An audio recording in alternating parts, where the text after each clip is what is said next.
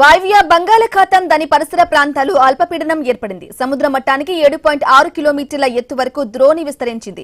దీని ప్రభావంతో వచ్చే 2 రోజుల పాటు ఉత్తర కోస్తాంధ్ర, యానంలోని అనేక ప్రాంతాల్లో ఉరుములతో కూడిన జల్లులు కురిసే అవకాశం ఉందని వాతావరణ శాఖ తెలిపింది.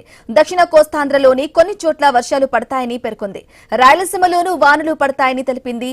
రేపు కోస్తాంధ్ర, యానం, రాయలసీమలోని అక్కడక్కడ గంటకు 40 నుంచి 50 కిలోమీటర్ల వేగంతో బలమైన గాలులు వీచే అవకాశం ఉన్నట్లు అంచనా వేసింది.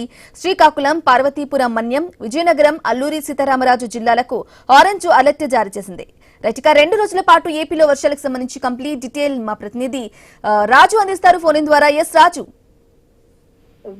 ఏదైతే వాయువ్య బంగాళాఖాతం దాని పరిసర ప్రాంతాల్లో ఏర్పడినటువంటి అల్పపీడనం ప్రస్తుతం అయితే ఒడిశాకి పశ్చిమ బెంగాల్ కి తీరంలో కేంద్రీకృతమైనట్టుగా తెలుస్తుంది. దీని ప్రభావంతో వచ్చే 2 రోజుల్లో కూడా ఉత్తర కోస్తా ఆంధ్రప్రదేశ్ తో పాటు యానంలో కొన్ని ప్రాంతాల్లో ఉరుములతో కూడినటువంటి వర్షాలు పడే అవకాశం ఉంది. మరికొన్ని ప్రాంతాల్లో భారీ వర్షాలు కూడా పడే అవకాశం ఉన్నట్టుగా అయితే భారత వాతావరణ శాఖ అధికారులు అయితే ఇప్పటికే సూచనలు చేయడం జరిగింది. దీని ప్రభావంతో దక్షిణ కోస్తా ఆంధ్రప్రదేశ్, అదేవిధంగా రాయలసీమ ప్రాంతాల్లో కూడా వచ్చే 2 రోజులు కూడా అంటే ఇటు ఉత్తరాంధ్రతో పాటు దక్షిణ కోస్తాలోని అదేవిధంగా రాయలసీమలో కూడా వచ్చే 2 రోజుల పాటు అయితే వర్షాలు పడే అవకాశం ఉందని తెలుస్తుంది.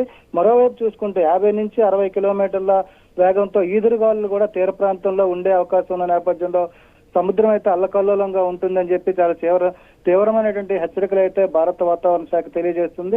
ఈ నేపథ్యంలో మత్స్యకారులు ఎవరు కూడా సముద్రంలో వేటకు వెళ్లొద్దని కూడా ఇప్పటికే ఆదేశాలు అయితే జారీ చేసిన పరిస్థితి ఉంది.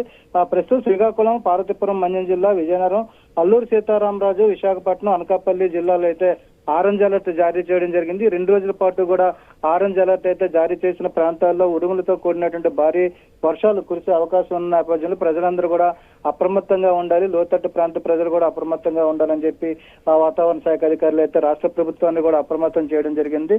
దీనికి సంబంధించి కూడా ప్రజలు కూడా అంటే ప్రస్తుతం ఎల్నిలో పరిస్థితులు కొనసాగుతున్నప్పటికీ కూడా చెదురుమదురుగా ఏర్పడుతున్నటువంటి అల్పపీడన ప్రభావంతో ఈ వర్షాలు కురుస్తున్నాయి. కాబట్టి ఈ వర్షాలతో పాటు పిడుగులతో కూడినటువంటి మెరుపులతో కూడినటువంటి వర్షాలు, ఈదురుగాలులు కూడా వస్తున్న నేపథ్యంలో ప్రజలైతే తప్పనిసరిగా సురక్షిత ప్రాంతాలకి ఆ సమయం అంటే వర్షాలు పడే సమయంలో సురక్షిత ప్రాంతాలకు వెళ్లాలని చెప్పి అయితే సూచనలు చేస్తున్న పరిస్థితి కనిపిస్తుంది. మత్స్యకారులకి చాలా తీవ్రమైనటువంటి సూచనలు అయితే చేయడం జరిగింది. ఎందుకంటే ఇటీవల కాలం చూసుకుంటే విశాఖపట్నం, శ్రీకాకుళం జిల్లాల్లో మత్స్యకారులు గల్లంతైన పరిస్థితిని చూసాం. ఇప్పటికీ కూడా 8 మంది మత్స్యకారులు ఆచూకీ లభించిన పరిస్థితి.